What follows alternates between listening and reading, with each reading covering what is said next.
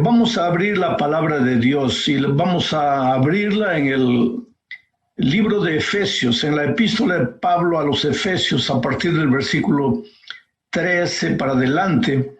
No voy a colocar nada en la tela, pero ustedes abran sus Biblias, van a ver ahí. En el capítulo 6, en realidad, ya Pablo está llegando al final de la epístola, porque Efesios solo tiene 6 capítulos. En los 5 capítulos anteriores, Pablo ha hablado básicamente de la lucha entre el bien y el mal. En el capítulo 6, en los primeros versículos, continúa hablando y dice que nuestra lucha no es contra carne, no es contra sangre, no es contra un ser humano. Nuestra lucha es contra una fuerza espiritual, es contra un enemigo invisible, una fuerza espiritual en las regiones celestes.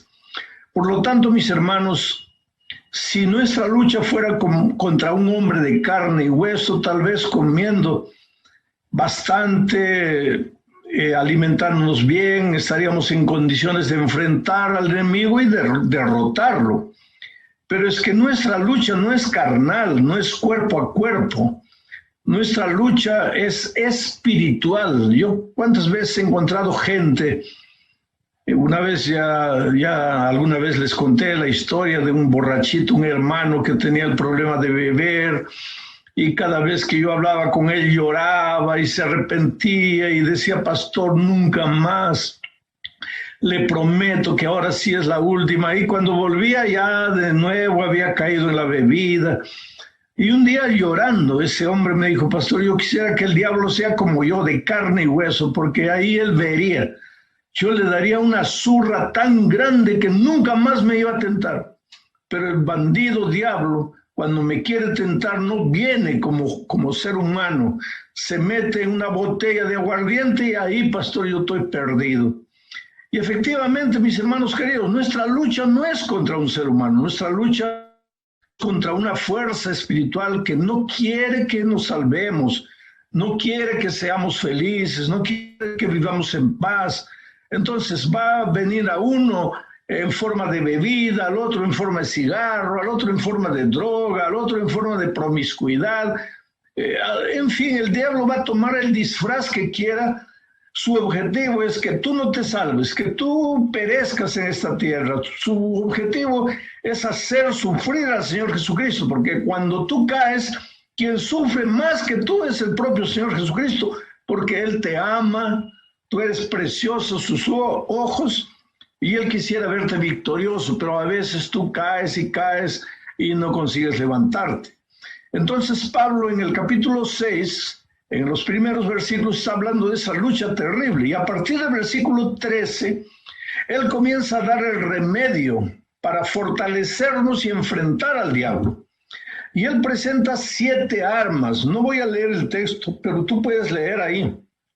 7 armas, y yo voy a tomar solo 3 de esas 7 armas que él presenta, que él le llama la armadura de Dios. Esas 3 armas que yo voy a mencionar son el estudio diario de la palabra de Dios, la oración en todo tiempo, permanentemente. Tienes que aprender a vivir todo el día en oración. El otro día alguien me dice: pero pastor, si voy a orar todo el día, ¿a qué hora voy a comer? ¿A qué hora me voy a bañar? ¿A qué hora voy a trabajar? ¿Voy a estudiar? ¿A qué hora voy a dormir? Pues querido, tienes que aprender a comer con Cristo, a estudiar con Cristo, a trabajar con Cristo, a dormir con Cristo. Tienes que acostumbrarte, tienes que habituarte a vivir con el Señor Jesús en espíritu de oración. Mientras vas yendo a tu trabajo, conversando con Dios, mientras estás cepillando la madera, conversando con Dios, mientras estás cosechando la alchacra, conversando con Dios, en todo momento conversando con Dios. Entonces, las 3 armas son el estudio diario y permanente de la Biblia, la oración en todo tiempo y la testificación. Quiere decir, salir, buscar una persona y traerla al Señor Jesucristo. Después salir, buscar a otra persona y traerla al Señor Jesucristo. Estas 3 cosas, el estudio de la Biblia, la oración y el traer otra persona para Cristo, separadas, no funcionan. Por ejemplo, si solo limitas tu vida a estudiar la Biblia, pero no oras y no traes a alguien para Cristo, ese estudio de la Biblia no te sirve de nada, te llena de conocimiento intelectual, pero no te ayuda de nada a crecer espiritualmente. Si tú oras y estudias la Biblia, pero no buscas otra persona para Cristo, tampoco te ayuda. Tu cristianismo se vuelve un cristianismo egoísta. Pero cuando tú juntas esas tres armas, el estudio diario de la Biblia, la oración en todo el tiempo y el traer una persona para Cristo, ahí sí. Ahí tú te vuelves un cristiano poderoso. Ahí tú tomaste la armadura de Dios y que venga el diablo, que venga con la tentación que quiera, que venga haciendo lo que quiera. Tú eres un cristiano invencible porque estás vistiendo la armadura de Dios. Pero para eso tienes que orar permanentemente. Tienes que aprender a vivir en espíritu de oración. Tienes que estudiar la Biblia todos los días, por eso tienes la lección de la escuela sabática. La lección de la escuela sabática es para estudiarla todos los días, meditando, hablando, reflexionando, pensando con Dios. Algunos, ustedes saben que yo tengo un comentario de la lección de la escuela sabática ahí en YouTube. Algunos hermanos solo miran el comentario y ya está tranquilo. No, hermanos. Ese comentario no es para sustituir tu encuentro personal con la palabra de Dios. Tú tienes que abrir la Biblia, leer la pregunta, leer el texto, reflexionar. Ahora, si terminaste de estudiar la lección y no entendiste, ahí puedes mirar el comentario que te va a traer nuevas ideas, te va a ayudar a entender, pero no puedes limitarte a escuchar un comentario sin estudiar la palabra de Dios. Tienes que estudiar la Biblia todos los días. Tener tu devoción matutina, leer, reflexionar. Quiere decir, tienes que alimentarte de la palabra de Dios. En segundo lugar, tienes que aprender a vivir en espíritu de oración, conversando con Dios en todo tiempo.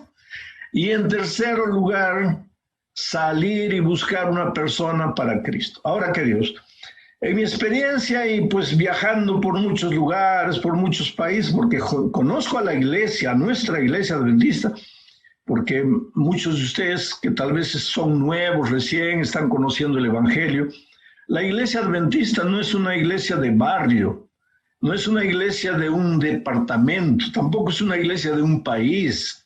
Ustedes son muchos y una grande iglesia ahí en Bolivia, pero la iglesia adventista no es solo Bolivia.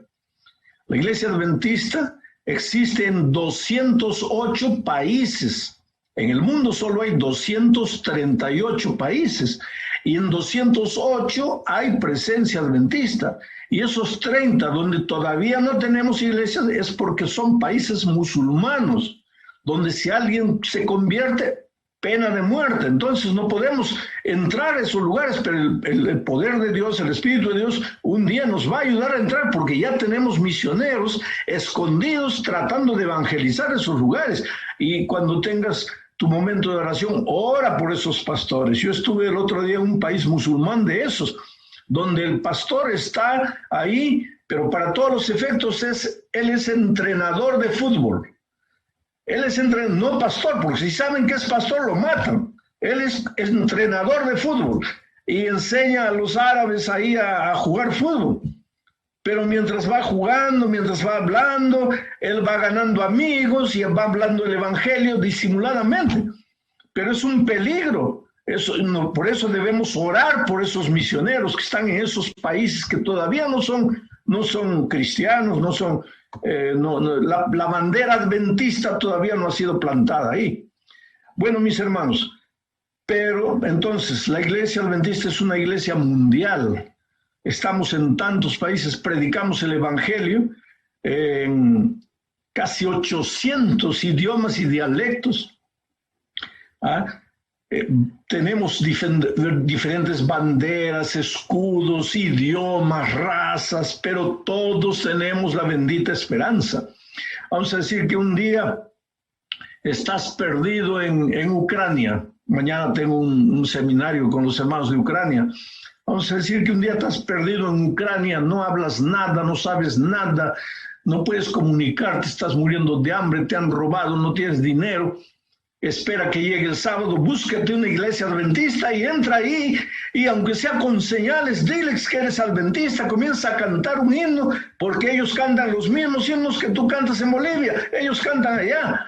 Entonces ellos te van a, cuando descubran que eres miembro de la iglesia, te van a abrazar, te van a ayudar, porque somos una familia mundial.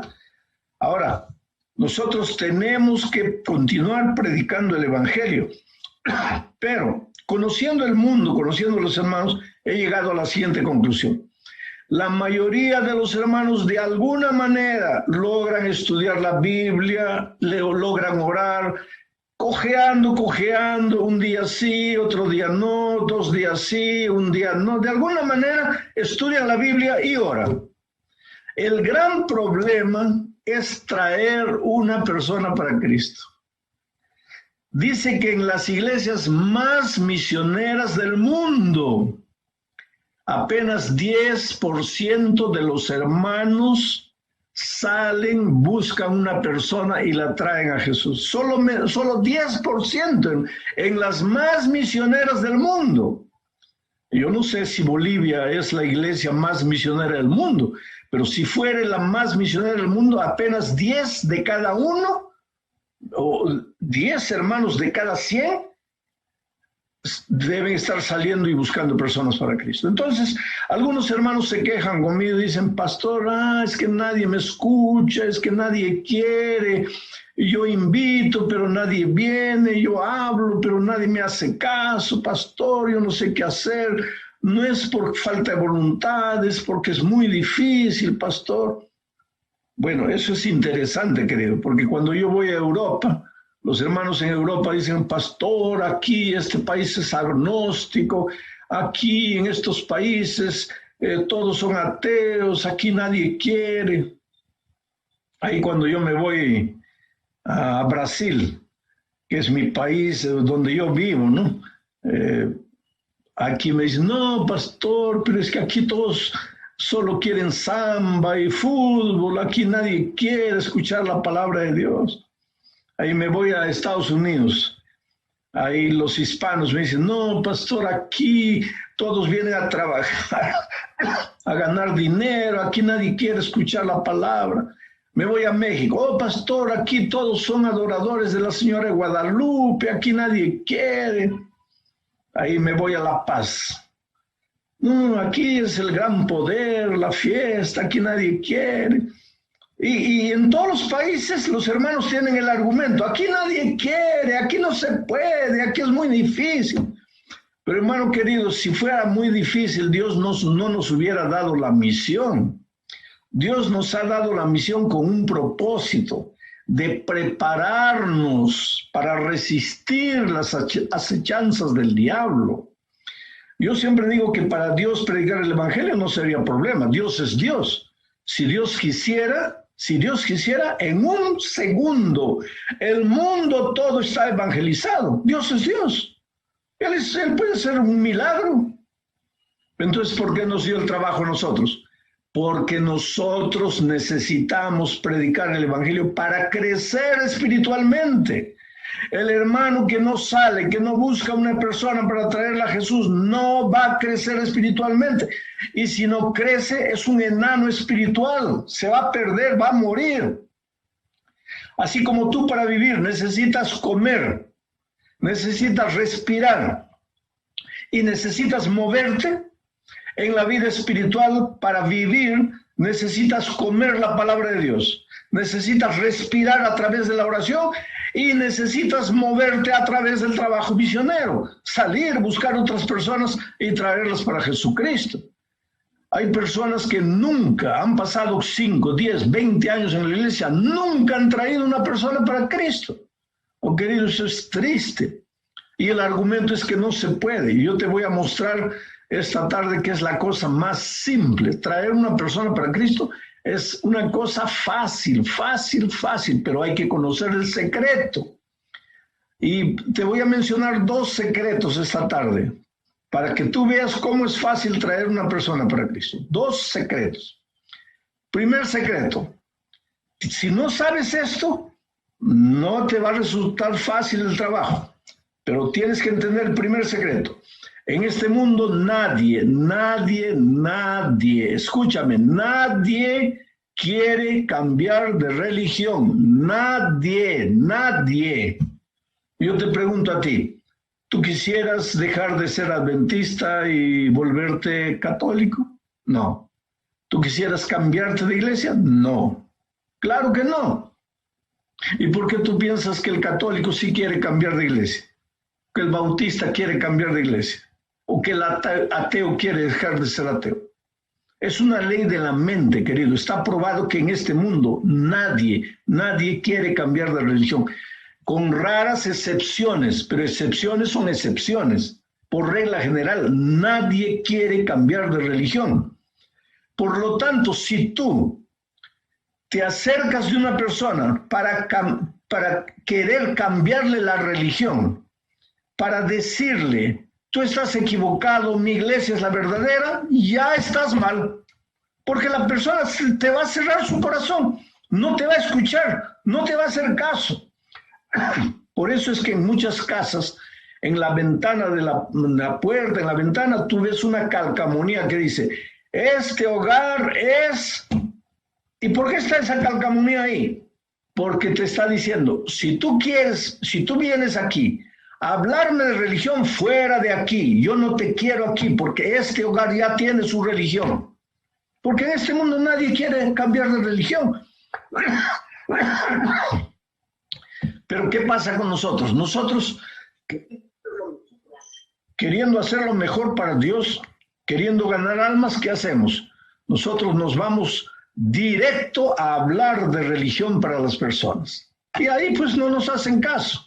Y ahí tú te desanimas, vuelves triste porque nadie te hace caso, nadie viene, invitas a las conferencias pero nadie viene, ofreces estudio bíblico pero nadie quiere, con raras excepciones, vuelvo a repetir. Entonces, mi pregunta o la pregunta que tú me harías es la siguiente, pastor, entonces si nadie quiere cambiar de religión, si nadie quiere hablar de religión, ¿cómo es que voy a traer a una persona para Cristo? Ahí viene la segunda ley de la mente que quiero que coloques en tu cabeza. En este mundo las personas solo siguen a sus amigos. Primero, en este mundo nadie quiere cambiar de religión. Segundo, pero en este mundo las personas siguen a sus amigos. Te hago una pregunta. ¿Quién lleva a los jóvenes a las drogas? ¿Quién los lleva? Los amigos. El otro día, cuando digo, puede ser ayer, puede ser años, pero hace unos 4 años, en Francia, unos terroristas hicieron explosionar una bomba en el tren, en el metro, ¿no? Y mataron a 2 terroristas, uno escapó y lo agarraron cuando ya estaba pasando la frontera de España con Marruecos, ahí lo prendieron. Y este muchacho triste, ya preso, porque él era hijo de papás marroquíes de Marruecos. Los papás pensaban que su hijo estaba en Francia estudiando medicina. Pobrecitos ahorrando dinero, le mandaban dinero a Francia con el sueño, mi hijo va a volver un día médico, nos va a ayudar. Y el hijo terrorista en Francia. Pero cuando lo prendieron, ese muchacho dijo a los padres llorando, papás, perdónenme. Yo no fui para ser terrorista, yo fui a Francia para estudiar medicina. Me matriculé en la universidad, estaba estudiando medicina, pero me sentía solo, no tenía amigos. Y de repente apareció un muchacho y se me hizo amigo, me ayudaba, me invitaba a comer. Con el tiempo se me hizo un hermano, el hermano que yo nunca tuve. Ese muchacho era un hermano para mí. Y cuando ya me había conquistado el corazón, cuando ya era mi amigo, disimuladamente me empezó a hablar del terrorismo y me convenció. Si él hubiera llegado diciendo que era terrorista, yo ni hubiera hablado con él, pero él me conquistó el corazón, después me dijo que era terrorista, me comenzó a convencer y ahora acabé siendo terrorista. ¿Te das cuenta, querido? Nadie quiere cambiar de ideología, de pensamiento, de religión, pero todos hacen caso a sus amigos. Entonces, si tú quieres traer personas para Cristo, en lugar de salir y hablar de religión, hablar de doctrina, querer dar estudios bíblicos, sal y hazte amigo de las personas. Conquista el corazón de las personas. Cautívalas para Cristo. Y una vez que les has conquistado el corazón, ahí tú vas a ver que las personas solitas te van a preguntar, ¿quién eres tú? ¿Por qué eres así? Te voy a contar una historia que sucedió la semana pasada. Mira, la semana pasada, y sucedió aquí con mi esposa, aquí en Brasil. Ella estaba saliendo del banco y vio sentada una mujer joven con un niño que lloraba, un bebito, que lloraba. Y entonces mi esposa se acercó, no la conocía nada. Podría haber pasado tranquilo ella, agarrado su carro y salir. Pero cuando vio a la muchacha llorando con el niño en los brazos, se acercó y le dijo, ¿necesitas ayuda? ¿Qué te pasa? Y ella dijo, no, es que mi niño está cansado y no sé qué hacer y mi esposo no llega, pero ya está viniendo. Él viene para recogerte, porque si tú quieres, llámale a tu esposo, dile que ya no venga y yo te llevo a tu casa. Dime dónde es tu casa y yo te llevo, ven al carro. Y entonces ella llamó al esposo, el esposo no la atendía y entonces mi esposa le dijo, de todas maneras entra al carro, vamos, yo te llevo y ya en el camino vas intentando llamarle. Y cuando entró al carro, se acomodó toda la señora, apareció el esposo y no tenía carro, apareció de taxi. Y entonces mi esposa le dijo, ya se identificó con la esposa de él y todo, y mi esposa le dijo, pero mira, ya estamos aquí, tu esposa ya está en el carro, entra tú también, yo los llevo a la casa, dispensa el taxi. Y fue así, dispensaron el taxi. Mi esposa lo llevó a él, a la esposa y al niñito a la casa de ellos. Mira, y tranquilo, al llegar allá, hizo una oración con ellos porque ellos dijeron que el niño estaba medio enfermo, entonces ella hizo una oración, les dijo, ¿ustedes me permitirían hacer una oración por la salud del niño? Oraron y todo. Se quedaron ahí. 2 días después, el muchacho la llamó a mi esposa y le dice, señora, he estado pensando estos 2 días. Su actitud me causó mucha extrañeza. ¿Cómo es que usted colocó en su carro 2 desconocidos? Podríamos ser asaltantes y haberlo asaltado. Mi esposa le dijo, no, yo vi que tu esposa estaba sola sufriendo con el niño, me ofrecí para ayudar. Y el muchacho le dice, señora, le voy a hacer una pregunta indiscreta, perdóneme por favor. Está bien, pregúntame, ¿qué quieres? Usted es creyente, ¿no? Usted es protestante. Y mi esposa le dice, sí, hijo, yo soy miembro de la Iglesia Adventista del Séptimo Día. Pero yo no lo hice porque soy miembro de la Iglesia Adventista. Yo lo hice, yo ayudé a ustedes porque ustedes estaban necesitando ayuda. ¿Y sabe lo que le dijo el muchacho? Pero señora, yo quiero ir a su iglesia. ¿Qué día podría ir a la iglesia? A su iglesia. Y él le dice, el sábado. Yo, si tú quieres, te recojo en la casa, tu esposa, y los llevo a la iglesia. Los llevó. Los invitó a almorzar. Y ahora el muchacho y la esposa, eso sucedió la semana pasada, ya están recibiendo estudios bíblicos. No porque le tocamos la puerta y hablamos, sino porque por un gesto de cariño de mi esposa para con desconocidos. La hermana de Huay dice así, el método de Cristo es el único que nos dará resultado para traer a otras personas para Cristo. El método de Cristo es el único. ¿Y cuál era el método? Era, primero, el Señor se relacionaba con las personas como quien quería hacerles el bien, no como quien quería ganarlas para su iglesia, no como quien quería bautizarlas, no como quien quería cambiarlas de religión. El Señor se relacionaba con las personas como quien quería hacerles el bien. Ahora yo te pregunto, ¿a quién no le gusta que se le haga el bien? A esa parejita de jóvenes les gustó que mi esposa le hiciese el bien. Segundo, el Señor les mostraba simpatía. Tercero, les ayudaba en sus necesidades. Cuarto, se ganaba la confianza. Y quinto, les decía, sígueme. Y las personas les seguían. Ahora, ¿qué hacemos nosotros? Nos comemos el paso 1, el paso 2, el paso 3, el paso 4, tocamos la puerta de un desconocido y le decimos, ven a las conferencias. Y no viene. ¿Por qué? Porque no estamos siguiendo el método de Cristo. Entonces yo te desafío, sale esta semana, hazte amigo de las personas, de tu vecino, apréndete cómo se llama, cómo es su nombre, cuándo es su cumpleaños, el día de su cumpleaños llévale un chocolatito de regalo, en fin, ayúdale en todo, hazte amigo, que la persona sienta que tú te interesas y la persona solita te va a preguntar quién eres.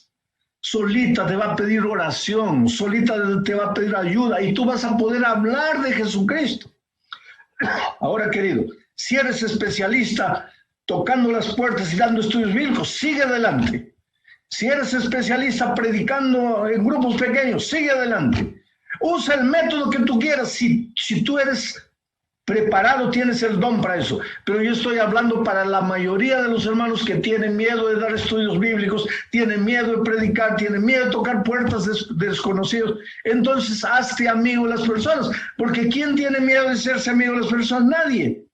En este tiempo de pandemia, en este tiempo de mucha necesidad, mucha gente ha perdido el empleo. Prepara un plato caliente de comida. Nunca des a tu vecino, a alguien lo que sobra. Prepara un plato de comida, separa recién cocinado, separa un plato caliente, lleva a tu vecino con todo cariño. Mira, te estoy trayendo este chairo, en fin, cualquier cosa, comida rica, llévale, muéstrale amor, cariño. Si sabes preparar un pan integral, prepara, llévale a tu vecino, gánate el corazón. Después viene la evangelización. Dice alguien que primero la persona tiene que querer seguirte a ti, después va a querer seguir a Jesús. ¿Por qué? Porque a ti te conoce, pero a Jesús no conoce. Entonces acepta este desafío. Ahora, queridos, yo quiero desafiarlos porque ustedes, de aquí hasta septiembre, que es la fecha cuando yo estaré 4 días con ustedes predicando todas las noches, de aquí hasta allá tú busques amigos, conquistes amigos. Aunque todavía no hayas comenzado a dar estudios bíblicos, de repente ya tuviste tiempo para dar estudios bíblicos, pero aunque todavía no hayas estudiado la Biblia con ellos, ya debes haber conquistado el corazón. Y entonces invítalo a conectarse a la campaña que será online también así. Siéntate con él, al lado de él, prende la computadora, miren el programa o llévalo a tu casa, al grupo pequeño, en fin. Pero en Bolivia queremos tener unos tremendos días de cosecha, cual nunca fue visto antes. Yo creo que el diablo ya ha inventado esta pandemia queriendo frenar la evangelización, pero el tiro le ha salido por la culata. Porque yo acabo de terminar la semana que pasó una campaña evangelística en México. 1 millón de personas recibieron la palabra de Dios durante esa semana. 1 millón de personas. Yo ya he predicado al vivo en estadios, pero el estadio más grande donde prediqué debe haber sido República Dominicana, donde prediqué para 100,000 personas. Pero ¿cuándo pensé predicar personas al mismo tiempo? Pero la tecnología online, los canales de comunicación, YouTube, Facebook, 1 millón de personas. Ahora, si ustedes se movilizan, si ustedes trabajan, van de aquí para allá, buscan amigos, yo creo que en septiembre nosotros tranquilamente podemos alcanzar miles y miles de personas ahí en Bolivia con el Evangelio. Muchos que ya estudiaron la Biblia tomarán su decisión porque voy a ser llamados para el bautismo, llamados para entregarse a Jesucristo. y muchos que todavía no han conocido, y ahí escucharán la palabra de Dios, se entregarán a Jesucristo y la cosecha después será abundante en el resto del año. En fin, queridos, coloquen la vida en las manos de Dios. Déjense usar por el poder de Dios. Sean hombres y mujeres de oración. Fortalezcanse espiritualmente. Tomen la armadura de Dios para resistir al mal. Y que Dios les bendiga ricamente. Aunque yo no los estoy viendo, yo quisiera hacerles una pregunta. ¿Cuántos de ustedes quisieran decir en su corazón esta tarde, Señor, ayúdame a ser un instrumento para traer muchas personas para la campaña? ¿Quieren levantar la mano ahí donde están?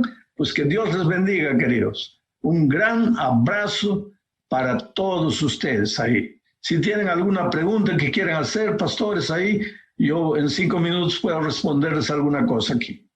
Vamos a orar.